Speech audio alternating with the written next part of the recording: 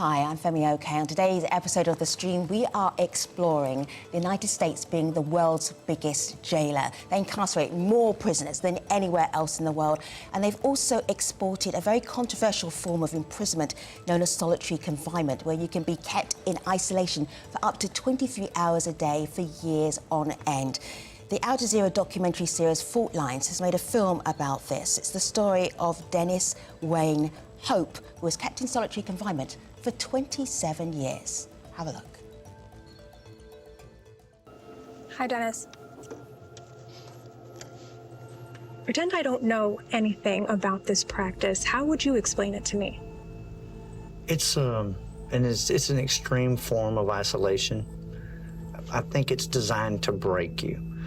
You feel it. There's a part of you that's gone. And there's always that fear of, losing your mind. There were things that I would do to try to make sure that I was in touch with, reality. And sometimes, like what? Well, sometimes I would bite my oxygen and just see, just how far I bit like that. It let me know that I'm alive, that I can feel pain. That was Dennis Wayne Hope talking about being in solitary confinement. We are talking about that on today's episode of The Stream. Why are so many people in US prisons and jails isolated for years at a time? Helping us with that discussion, Jeremy Young, senior producer at Fault Lines, who worked on The Box. Keramet Reiter is a professor at the University of California, Irvine, and has written about the widespread use of solitary confinement in the United States. She joins us from Long Beach, California.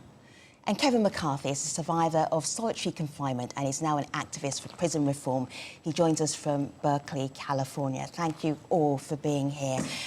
This idea, Jeremy, of being isolated for years and years at a time. Dennis Wayne Hope, why did you want to tell his story?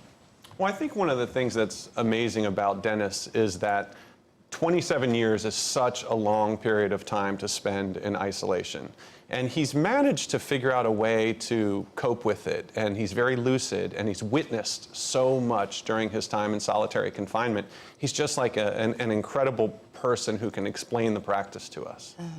Keramet, when we're looking at solitary confinement across the United States, it's used a lot, and in what circumstances? If you could boil down the circumstances in which it's used. Absolutely. So solitary confinement, people often assume it's used to detain people who've done something really horrific outside of prison. But in practice, it's used to detain people who break in-prison rules. In some cases, that's usually for a fixed period of time. But even more often, just as we saw in the documentary The Box, it's used to detain people for indefinite periods because they've been labeled dangerous by the prison system. And often that's for something they did 10, 20, 30 years ago, or it's for exercising basic First Amendment rights for people who aren't in prison. So in California, as Kevin is a real expert can tell you, simply having the wrong tattoo, sending a letter to the wrong person, reading the wrong book could get you sent to solitary confinement indefinitely until the hunger strikes here. And that's one way that we have so many people for such long periods, are those indefinite terms based simply on a label, often based on not very much evidence and not very good validated evidence the way we would think of having in a court of law, say. Kevin, what does that indefinitely period mean to you and your experience? It's crushing. It's an absolute nightmare, and it progressively gets worse as the years go on. We weren't allowed the ability to use the phone. Pelican Bay was located so far from Southern California, where many of us were from. It just really cut us off and isolated us. There was just complete sensory deprivation, complete lack of sunlight. Yeah. It was just a struggle to maintain our sanity. I'm going to play Frank De Palma, who spoke to us a little bit earlier, and he was incarcerated. He has been in solitary, and now he's campaigning against it. This is what he told us earlier. Kevin, can you tell me if you recognise this? Here he is. I spent 22 years and 36 days in solitary confinement at the Ely State Maximum Security Prison. Solitary confinement was like going into emptiness, existing within nothingness. The physical and mental impact that solitary confinement had on me is that it stole me away from myself. It stole me completely away from myself, all my memories, everything. I existed in a world of nothingness, in a world of fantasies. That was how I coped. Yes, Kevin. Definitely, that I can totally relate with that nothingness. I've compared it to being stranded out at sea, and just as someone stranded at sea would feel hopeless, and as each day passes, that person would feel like he or she is, one day closer to his or her, demise, and that's how I felt. It just it was just a struggle to survive. It was like nothing that I could compare to. Maybe like living in one's bathroom indefinitely and not knowing when one would get out of there. It was hard to find reason to live. I think Kevin's example of living in a bathroom, Femi, is really, if you think about how extreme the isolation is, to be in a cell that size for 23 hours a day, and then you have 1 hour where you're allowed to go outside to a yard and you exercise in a cage in the yard, and then you might have enough time to shower, and then you're back in your cell for the next 23 hours, and your entire life takes place in that cell. So no religious programming, you're not allowed to go learn a trade, you're not allowed to do stuff that can better yourself, you're just alone. Yes. And Jeremy, you captured so beautifully in the box the lack of touch, right? There's that moment when you see the interviewer reach the glass to touch hands. And that to me is just one of the most poignant images of the times I've been in solitary, right? That when you go to talk to someone, that's the most human contact they've had in years often. And it's that simulation of a touch through glass. I just think that's so haunting, and that encapsulates the harshness of the experience. Yeah, it's very punitive. Yes, Kevin. I remember losing a sense of what human touch felt like after a certain period, and I remember like caressing my back or caressing my arms just to try to feel something, but it really does something to your psyche and soul when you've lost a sense of what human touch feels like. I'm going to bring in a new voice to our conversation. This is Brittany Robertson, and Brittany is the founder of Texas Prison Reform. Talks about the problems, pretty obvious, when you put somebody in solitary confinement for a very long time. Here's Brittany. The most striking discovery I've made since studying solitary confinement is most certainly how easy it is to get there and how impossible it is to get out. The average nonviolent drug offender, for instance, ends up in solitary, and because of their assignment to solitary, they don't receive drug rehabilitation, they don't receive anger management. So essentially, we're taking somebody who has struggled with their individual coping skills, their problem-solving skills, often affected by trauma, and we're isolating them to further create a sense of self-coping. Karamet, I see you nodding. Articulate your nod. I think we're only beginning to understand. I often say that we've been running a mass experiment with solitary confinement, particularly over the last few decades, and we're just beginning to understand the depth of the harm that we create, I think, as we talk to people like Kevin and see films like The Box and meet people like Brittany. People experience in the moment severe psychological trauma, as Kevin talked about, right? I mean, things that resemble serious post-traumatic stress disorder symptoms, hallucinations, problems with sleep. And that goes on, right? Not touching someone for years or decades at a time is a hard thing to get beyond. And, one of the most haunting things people have described to me is how you lose a sense of self. There aren't mirrors in solitary confinement usually. And so people might go years at a time without even seeing their own face, let alone normal human expressions on someone else's face. And I think that's just, one of many ways in which this practice can be incredibly destructive. Jamie, I find that often when, as journalists, we tell stories about people in prison being maltreated, the audience wants to know, well, what did they do? What did they do? And I'm not sure it's relevant when you talk about human rights and what would be a good way to behave to somebody. Kevin, I hear you wanting to jump in. Go ahead. In the state of California, the Department of Corrections would send people to solitary confinement indefinitely for being labeled a prison gang affiliate.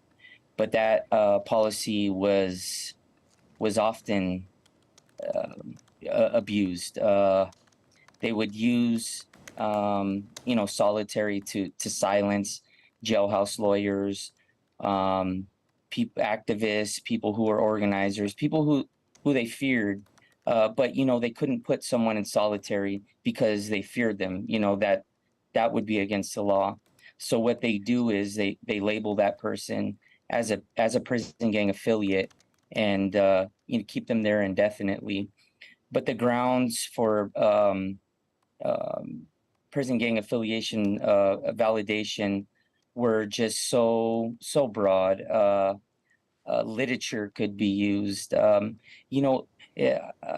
recently graduated from UC Berkeley, and some of the literature that we read in my ethnic studies courses was literature that the California Department of Corrections used to label somebody as a gang affiliate.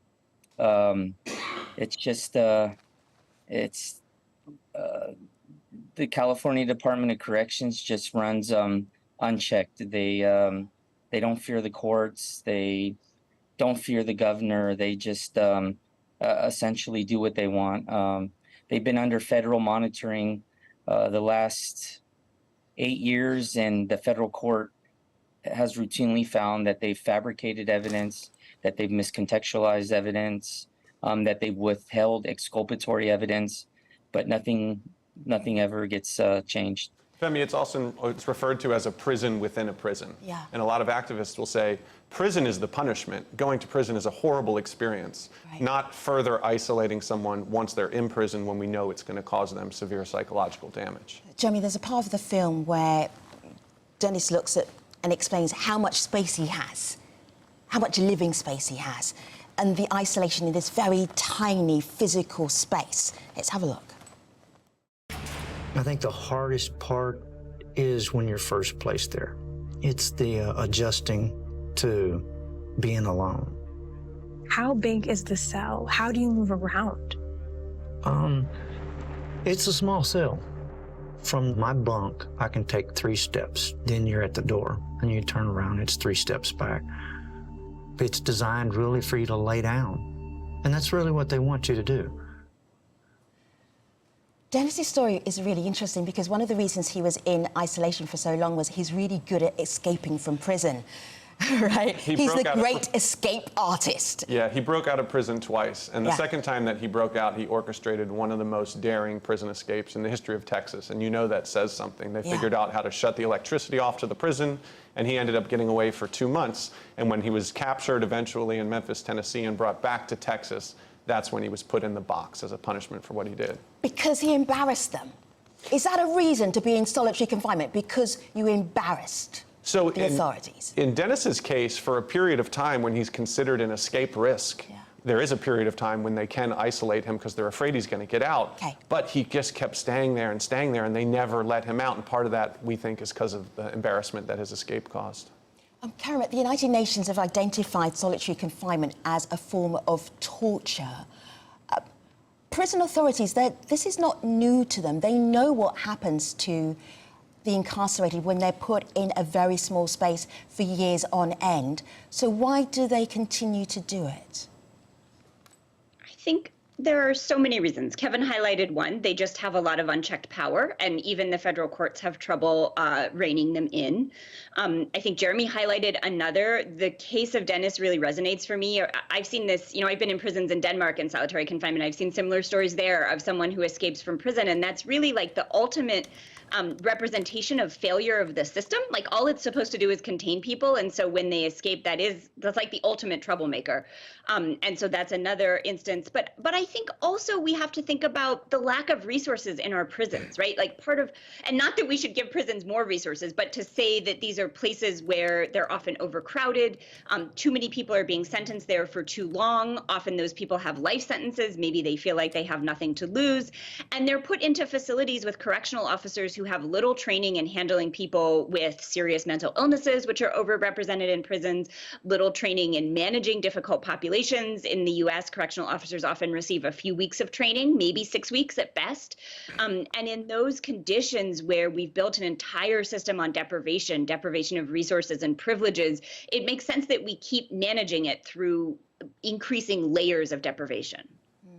Let me just bring in a new voice. This is Oren Namini. He's a litigation director of Rights Behind Bars. As I'm introducing all of these names, you can get a sense of there is a real campaign. There's a real trend to say we need to stop solitary confinement. This is what Oren told us earlier. Solitary confinement begets solitary confinement. As we use it more, just as we use prisons more, it becomes more commonplace, it becomes more used. It used to be the case where solitary confinement, while still torture as it is today, was used very, very rarely for what prisons thought were the most serious and most egregious offenses that someone committed inside. Now we see our clients put in solitary confinement for any infraction or no infraction at all, and often for retaliation. Kevin, if I ask you honestly, no filter, how are you? What would you say? I'm still grappling with the effects of solitary confinement. And, just going back to your last question, why they use solitary confinement so much, I think one reason which goes overlooked and that really the public isn't aware of is that the Department of Corrections receives roughly $20,000 more per year per person housed in solitary confinement than in the general population. Oh, it's good business then, right? We're essentially treated as your product. marketable. Amazing. Yeah, go ahead. I have night terrors. It's difficult for me to sleep. Large crowds, make me uneasy. I remember after I first paroled and being around a large group of people, I remember just going into the bathroom and, sitting there because it was just, it was just too much. I've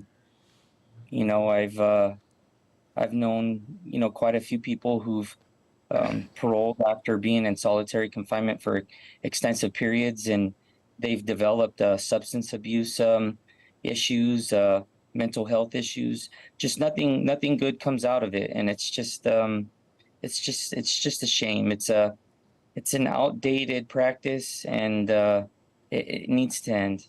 Femi, we actually know that extreme isolation can change the brain, and those changes in your brain can be permanent. So it's likely that Kevin, due to the amount of time he spent in isolation, had a permanent impact on his brain. Both, physically we're talking about. Dennis told you about some of the things that he saw while he was in isolation and how people were hurting themselves.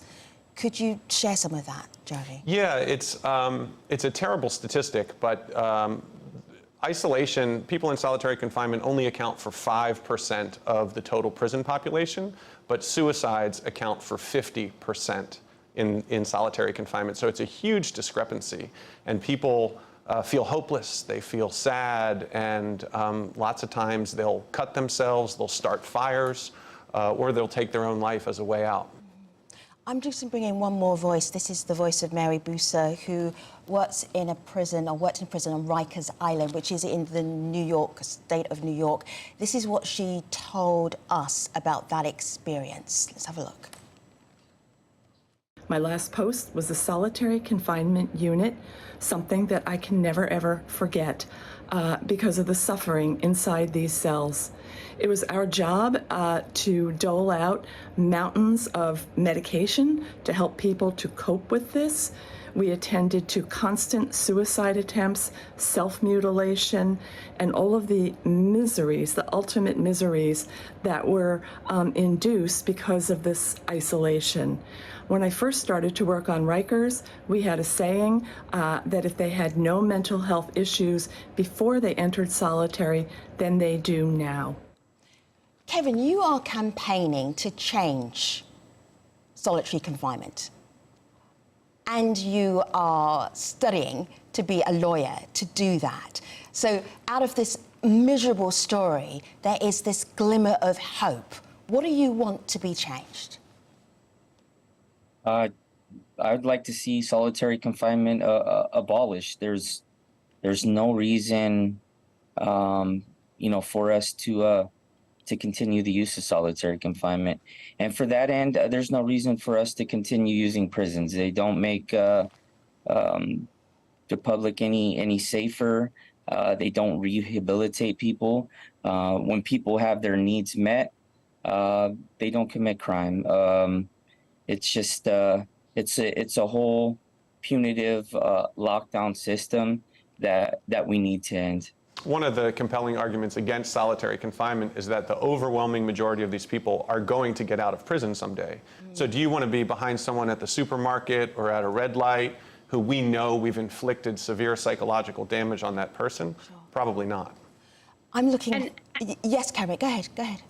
I was going to say, I think it's so important to remember Kevin is so incredibly articulate about his experiences, and he's been such a central advocate against these policies, but he's the success story, right? I mean, this is the person who's able to come on Al Jazeera and talk to us and who was able to survive, and who I wrote to Kevin when he was in Pelican Bay for years, and I remember just being in awe of his ability to survive. Many people don't have that ability, right? And so when we talk about the people experiencing these conditions, we think about Kevin or Dennis, these incredibly articulate people who are able to come forward and tell their story, but so many more are actually broken, and they get out too, right? And I think we also lose sight of how many people experience these conditions. We often talk about a few hundred here, a few percentage of the population, but over time, we're talking about as many as 1 in every 4, 1 in every 3 people who experience some solitary. I'm just going to show a map here on my laptop of where solitary confinement is used across the US. In Delaware, not used at all, 1% in Virginia, and over in Nevada, 25% of the prison population is in solitary confinement. Karamat, just very briefly, how do you stop that? Is that a viable thing to ask prison authorities to say, we need to reduce the number of people you're putting into solitary confinement? Can that be done? I think we've made incredible progress in that realm of, thanks to people like Kevin, right? I mean, we have a national Stop Solitary movement now, and we are seeing reductions. We've seen some states, Washington State has made incredible inroads, drastically reducing their populations. We've seen it in Europe also. We see models in other countries.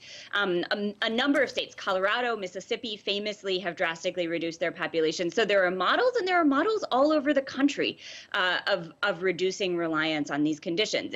It's not a smooth road, and there's a lot of resistance, as Kevin described, but I think it is certainly happening as awareness and horror grows about this practice. Oh, thank you so much for being on the show today. I really appreciate you.